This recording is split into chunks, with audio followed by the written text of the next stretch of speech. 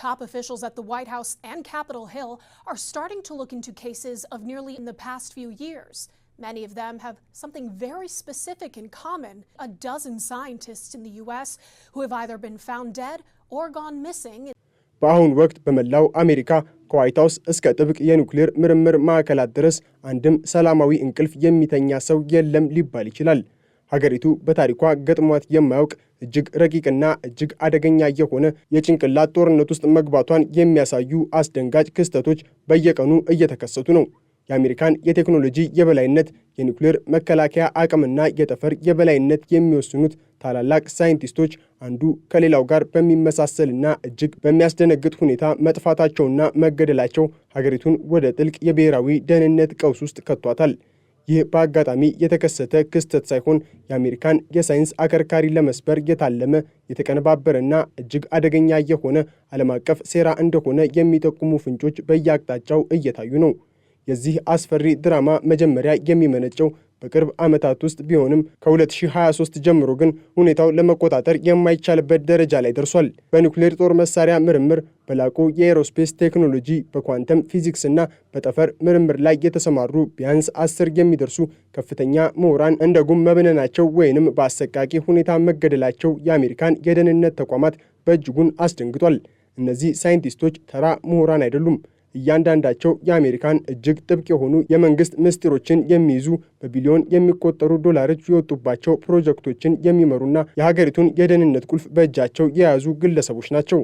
የእነዚህ ሰዎች መሰወር በአሜሪካ የሳይንስና የደህንነት መዋቅር ላይ የፈጠረው ክፍተት በቀላሉ የሚሞላ ባይሆንም ሀገሪቱ በታሪኳ አይታው የማታውቀው የስለላ ወይንም የጥቃት ሰለባ ሆናለች የሚለው ስጋት በዋይት ሃውስ ውስጥ እንደ ሰደድ እሳት ተሰራጭቷል። ፕሬዚዳንት ዶናልድ ትራምፕ ይህንን ክስተት እጅግ በጣም አሳሳቢና እጅግ ከባድ ሲሉ የገለጹት ያለ ምክንያት አይደለም። ፕሬዚዳንቱ ጉዳዩን አስመልክቶ ከከፍተኛ የደህንነት ባለስልጣናት ጋር ተከታታይ ስብሰባዎችን እያደረጉ ሲሆን ሁኔታው በአጋጣሚ የተከሰተ ሊሆን እንደማይችል ያላቸውን ጽኑ እምነት ገልጸዋል። እንደ ትራምፕ ገለጻ ይህ በአሜሪካ ላይ የተሰነዘረ ቀጥተኛ ጥቃት ሊሆን ይችላል። የዋይት ሃውስ ቃል አቀባይ ካሎሪ ሌቪትም መንግስት ጉዳዩን እንደ ብሔራዊ የደህንነት ስጋት በመቁጠር ሁሉንም የሚመለከታቸው የፌዴራል ተቋማት፣ የፌዴራል ምርመራ ቢሮ ማለትም ኤፍቢአይ፣ ፔንታገን እና የኤነርጂ መምሪያ በአንድነት እንዲመረምሩ ትዕዛዝ መስጠቱን አስታውቋል። ይህ በትራምፕ አስተዳደር የተወሰደው እርምጃ ጉዳዩ ምን ያህል ስር የሰደደና አደገኛ መሆኑን ለዓለም ያሳየ ትልቅ ምልክት ነው። በጣም አስገራሚውና የብዙዎችን አእምሮ የሰረቀው ጉዳይ ሳይንቲስቶቹ የሚሰወሩበት መንገድ ነው። ለምሳሌ የጡረተኛው የአየር ኃይል ሜጀር ጀነራል ዊሊያም ኒል ማካስላንድን ሁኔታ ብንመለከት ጉዳዩ ምን ያህል ምስጢራዊ እንደሆነ እንረዳለን። ጀነራሉ ከቤታቸው ወጥተው ሲሄዱ ስልካቸውን፣ የአይን መነጽራቸውንና ሌሎች የግል መገልገያዎቻቸውን ትተው ነው እንደ ጢስ የበነኑት።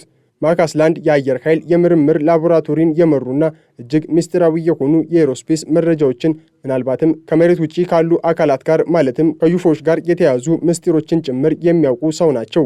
የእሳቸው መሰወር ብቻ ሳይሆን እንደ ሞኒካ ሬዛ፣ አንቶኒ ቻቬዝ እና ሜሊሳ ካሲያስ ያሉ የናሳና የሎስ አላሞስ ብሔራዊ ላቦራቶሪ ከፍተኛ ባለሙያዎች በተመሳሳይ ሁኔታ ከቤታቸው በእግራቸው ወጥተው መቅረታቸው ድርጊቱ እጅግ በረቀቀ መንገድ የታቀደበት መሆኑን ያረጋግጣል።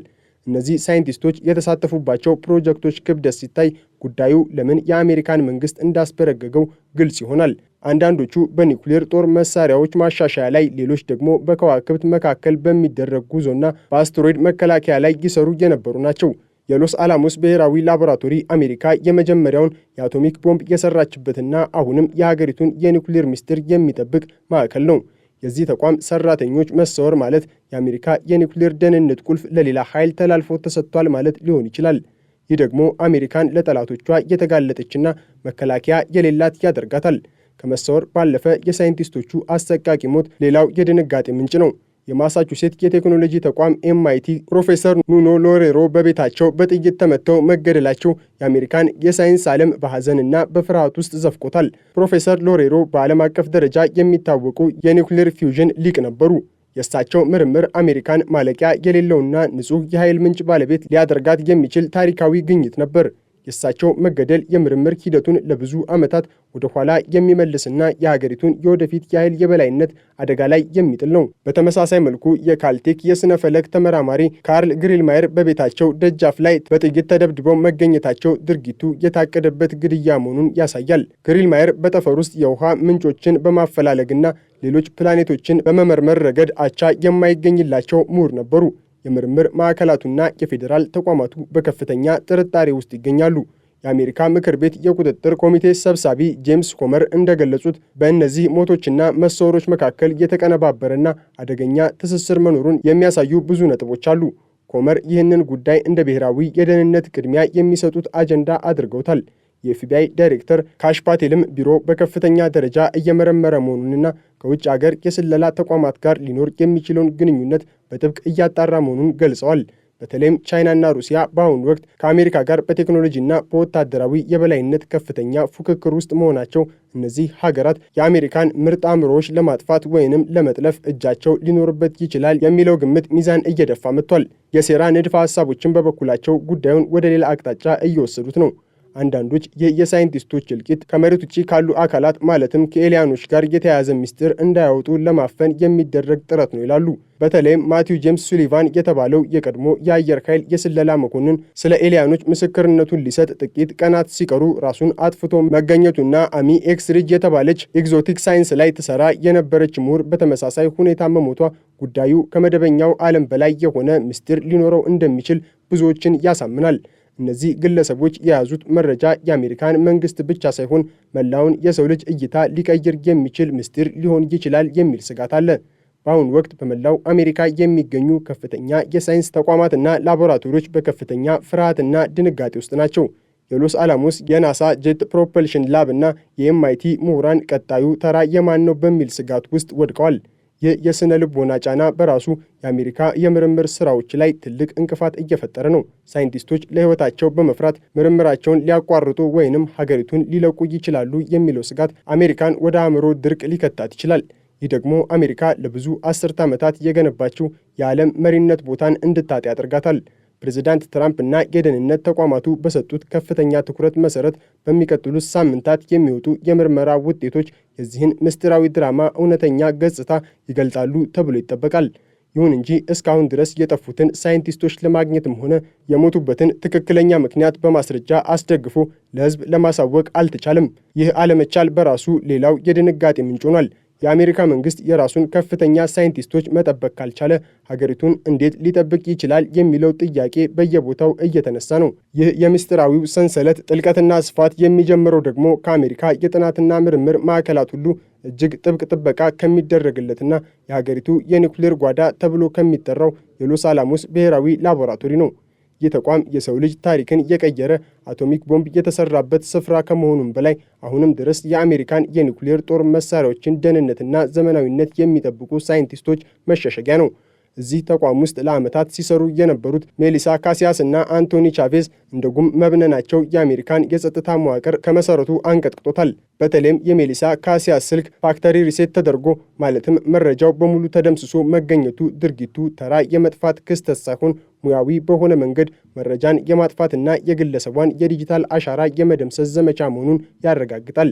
ይህ አይነቱ ክወና የሚከናወነው እጅግ የላቀ የስለላ አቅም ባላቸው ሀገራት ወይንም ድርጅቶች ብቻ መሆኑ ደግሞ ስጋቱን ወደ ከፋ ደረጃ ያደርሰዋል። የአሜሪካ የጠፈር ምርምር ተቋም ናሳ እና በካሊፎርኒያ የሚገኘው የጄት ፕሮፐልሽን ላብ ሰራተኞች ላይ ያነጣጠረው ጥቃትም የሀገሪቱን የጠፈር የበላይነት አደጋ ላይ የሚጥል ነው። ማይክል ዴቪድ ሂክስ፣ ፍራንክ ማይዋልድ እና ሞኒካ ሬዛ እነዚህ ሶስት ግለሰቦች የናሳን እጅግ ውስብስብ ፕሮጀክቶች የሚመሩ ነበሩ። ሞኒካ ሬዛ የቁስ ማቀነባበሪያ ቡድን ዳይሬክተር ሆና ስትሰራ የጠፈር መንኮራኩሮች እጅግ አስቸጋሪ በሆኑ የጠፈር ሁኔታዎች ውስጥ እንዴት መጽናት እንደሚችሉ የሚያስችሉ የቁስ ጥናቶችን ትመራ ነበር። የእሷ መሰወር አሜሪካ ወደ ማርስ እና ሌሎች ፕላኔቶች ለማድረግ ያቀደችውን ጉዞ የቴክኖሎጂ መሰናክል ሊፈጥርበት ይችላል። እነዚህ ሳይንቲስቶች የጠፉበት መንገድ በእግር ጉዞ ላይ እያሉ ወይንም ከቤታቸው ወጥተው ሳይመለሱ መቅረታቸው የጠለፋ ድርጊት መፈጸሙን የሚጠቁም ጠንካራ ምልክቶች ናቸው። ከፍተኛ መረጃ ያላቸውን ግለሰቦች ያለምንም ዱካ በመጥለፍ በውስጣቸው ያለውን ምስጢር በማስገደድም ይሁን በሌላ ዘዴ ለመንጠቅ የታለመ የአእምሮ ዝርፊያ እየተካሄደ ነው የሚለው ግምት የደህንነት ባለስልጣናቱን እንቅልፍ ነስቷል። በዚህ ሁሉ ምስጢር መሃል ደግሞ የጀነራል ዊሊያም ኒል ማካስላንድ ጉዳይ ልዩ ትኩረት ይሰጠዋል። ጀነራሉ የአየር ኃይል የምርምር ላቦራቶሪን ሲመሩ በዓለም ላይ እጅግ አነጋጋሪ በሆኑት የሮዝዌል አደጋና ከመሬት ውጪ ያሉ አካላት ማለትም የኤሊያን ቅሪቶች በሚቀመጡበት ራይት ፓተርሰን አየር ኃይል ጣቢያ ውስጥ ከፍተኛ ስልጣን ነበራቸው። እሳቸው የጠፉት የግል መከላከያ መሳሪያቸውን ብቻ ይዘው መሆኑ አንድ ሊገጥማቸው የሚችልን አደጋ ተረድተው ለመከላከል ሞክረው እንደነበር ፍንጭ ይሰጣል። ጀነራሉ በጡረታ ላይ ቢሆኑም በጭንቅላታቸው ውስጥ የያዙት ምስጢር ግን ለአሜሪካ ባላንጣዎችም ሆነ ምስጢሩ በድብቅ እንዲቀጥል ለሚፈልጉ የጥልቁ መንግስት ተዋናዮች እጅግ ውድ ዋጋ አለው። የእሳቸው መሰወር በአሜሪካ ወታደራዊ ታሪክ ውስጥ ታይቶ የማይታወቅ ከፍተኛ የደህንነት ውድቀት ተደርጎም ተቆጥሯል። ፕሬዚዳንት ዶናልድ ትራምፕ ይህንን ጉዳይ ብሔራዊ ድንገተኛ አደጋ በሚመስል መልኩ መያዛቸው አሜሪካ ምን አይነት አጣብቂኝ ውስጥ እንዳለች ትልቅ ማሳያ ነው። ትራምፕ በሰጡት መግለጫ በሚቀጥሉት 10 ቀናት ውስጥ እውነታውን እናውቃለን ማለታቸው የደህንነት ተቋማቱ በድብቅ የደረሱበት ትልቅ ፍንጭ መኖሩን ወይንም ደግሞ ጠላቶቻቸው ላይ ከፍተኛ ጫና እያሳደሩ መሆኑን ይጠቁማል። ዋይት ሀውስ ይህንን ጉዳይ ለምን አሁን ይፋ ለማድረግ እንደመረጠም ብዙዎችን ጥያቄ ውስጥ ከቷል። አንዳንዶች እንደሚሉት ሁኔታው ከአሁን በኋላ ተደብቆ ሊቆይ የማይችልበት ደረጃ ላይ ደርሷል። የሳይንቲስቶቹ ቤተሰቦች የሚያሰሙት ጩኸትና በኢንተርኔት ዓለም የሚናፈሱት መረጃዎች መንግስት በይፋ ምላሽ እንዲሰጥ አስገድዶታል። ከውጭ ሀገር የስለላ ጥቃት ባሻገር ሌላው እጅግ አስፈሪው ግምት ደግሞ የውስጥ ሰርጎ ገቦች ጉዳይ ነው። በአሜሪካ ከፍተኛ የደህንነት ተቋማት ውስጥ ሰርገው የገቡ የጠላት ወኪሎች ሳይንቲስቶቹ የደረሱባቸውን ግኝቶች ለሀገራቸው አሳልፈው ለመስጠት ሲሉ ግድያና ጠለፋዎችን እየፈጸሙ ሊሆን ይችላል። በተለይም በኳንተም ኮምፒውቲንግ እና በኒውክሌር ኃይል መስክ የሚደረጉ ምርምሮች የ21ኛው ክፍለ ዘመን የዓለም የበላይነትን የሚወስኑ በመሆናቸው ይህ ጦርነት በቦምብና በሚሳኤል ሳይሆን በሊቃውንት አእምሮ ላይ የሚደረግ የጥፋት ዘመቻ ሆኗል። አንድ ከፍተኛ ሳይንቲስት ሲገደል ወይንም ሲጠፋ አሜሪካ ያንን ክፍተት ለመሙላት 10 እና 20 ዓመታትን ልትፈጅ ትችላለች። ይህ ደግሞ የሀገሪቱን የመከላከያ ግንብ በውስጥ በኩል ማፍረስ ማለት ነው። የኤፍቢአይ አዲሱ ዳይሬክተር ካሽ ፓቴል ጉዳዩን ከባድ ሴራ ሲሉ መጥራታቸው ምርመራው ከተራ የወንጀል ምርመራ አልፎ ወደ ጸረ ስለላ ዘመቻ መሸጋገሩን ያሳያል። ፓቴል የዚህን ወንጀል ፈጻሚዎችና ተባባሪዎች እስከ ዓለም ዳርቻ ድረስ እናድናለን ማለታቸው አሜሪካ ጉዳዩን እንደ ጦርነት ማወጅ መቁጠሯን ያሳያል። የኢነርጂ መምሪያ ወይንም ዲኦኢ ሳይንቲስቶቹን ለመጠበቅ ልዩ የጥበቃ ፕሮቶኮል ማዘጋጀቱና ሌሎች ሳይንቲስቶችም በከፍተኛ ጥበቃ ስር እንዲሆኑ መደረጉ ፍርሃቱ ምን ያህል ስር የሰደደ መሆኑን ያረጋግጣል። ይህ ክስተት በአሜሪካ ሳይንስ ላይ የፈጠረው ጠባሳም በቀላሉ የሚሽር አይደለም። ኑኖ ሎሬሮን የመሰሉ የኒውክሌር ፊውዥን ተስፋዎችና ካርል ግሪማየርን የመሰሉ የጠፈር አሳሾች በድንገት ሲቀጠፉ ተተኪ ወጣት ሳይንቲስቶች ወደ እነዚህ ምስጢራዊ ፕሮጀክቶች ለመግባት ፍርሃት ሊያድርባቸው ይችላል። ምስጢር ባወቁ ቁጥር ሕይወቴ አደጋ ላይ ይወድቃል የሚል አስተሳሰብ በሊቃውንቱ ዘንድ ከሰረጸ አሜሪካ የነበራትን የፈጠራና የሳይንስ የበላይነት ልታጣ ትችላለች። ይህ ደግሞ የሀገሪቱ የረጅም ጊዜ ህልውና ላይ የተደቀነ ትልቁ አደጋ ነው። ይህ በ10 ሳይንቲስቶች ላይ የተፈጸመው መሰወርና ግድያ የዘመናችን ትልቁ የምስጢር ጦርነት መገለጫ ነው። አሜሪካ በውስጥና በውጭ ጠላቶቿ የተከበበች በሚመስልበት በዚህ ወቅት የሳይንስ ሊቃውንቷን መጠበቅ አለመቻሏ ትልቅ የታሪክ ጠባሳ ነው። ፕሬዚዳንት ትራምፕ ቃል በገቡት መሰረት እውነታው በሚቀጥሉት ቀናት ይፋ ቢደረግም ባይደረግም የሊቃውንቱ መጥፋት ግን የአሜሪካን የደህንነት መዋቅር ለዘላለም የቀየረ ክስተት ሆኖ ይቆያል። ይህ ታላቅ መሰወር አሜሪካን አዳክሟትም ይሁን ለበለጠ ጥንቃቄ አነቃቅቷት የሚለው የሚታይ ቢሆንም በአሁኑ ወቅት ግን ሀገሪቱ በታላቅ የድንጋጤና የጥርጣሬ ማዕበል ውስጥ ትገኛለች። የሰው ልጅ ዕውቀትና ምስጢር የዚህን ያህል ከፍተኛ ዋጋ በሚያስከፍልበት በዚህ ዘመን የአሜሪካ ሳይንቲስቶች የከፈሉት ዋጋ ሀገሪቱ ለያዘችው የዓለም የበላይነት የተሰጠ እጅግ ከባድ መስዋዕትነት ሆኖ በታሪክ መዝገብ ላይ ይሰፍራል። የዚህ ድራማ ፍጻሜ ገና ባይታወቅም የሊቃውንቱ ደምና የጠፉት ሳይንቲስቶች ዝምታ ግን ከአሜሪካ ድንበር አልፎ መላውን ዓለም እያነጋገረ ይገኛል።